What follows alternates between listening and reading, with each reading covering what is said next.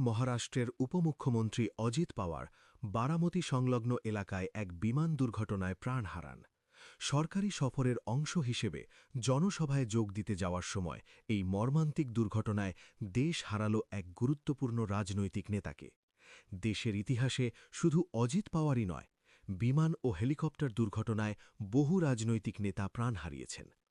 ২০০৯ সালে অন্ধ্রপ্রদেশের মুখ্যমন্ত্রী ওয়াই.এস. রাজাশেখর রেড্ডি রৈথু চৈতন্য যাত্রায় রাজ্যের প্রত্যন্ত এলাকায় যাচ্ছিলেন। নাল্লামালা অরণ্যে হেলিকপ্টার দুর্ঘটনায় নিহত হন। ১৯৮০ সালে কংগ্রেস নেতা ও সাংসদ সঞ্জয় গান্ধী দিল্লিতে প্রশিক্ষণ বিমান চালানোর সময় প্রাণ হারান। ২০০১ সালে কেন্দ্রীয় মন্ত্রী মাধবরাও সিন্ধিয়া কানপুর থেকে দিল্লি যাওয়ার পথে প্রাইভেট চার্টার্ড বিমান দুর্ঘটনায় মারা যান। ২০০২ সালে লোকসভার স্পিকার জি.এম.সি. বালযোগী চেন্নাই থেকে নেল্লোর যাওয়ার পথে হেলিকপ্টার দুর্ঘটনায় প্রাণ হারান।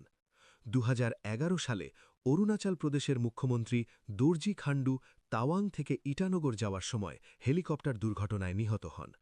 হরিয়ানার মন্ত্রী ওপি জিন্দাল ও সুরেন্দর সিং, মেঘালয়ের মন্ত্রী সাইপ্রিয়ান সাংমা, অরুণাচলের শিক্ষামন্ত্রী ডেরা নাতুং সবাই সরকারি সফরের সময় হেলিকপ্টার দুর্ঘটনায় প্রাণ হারান।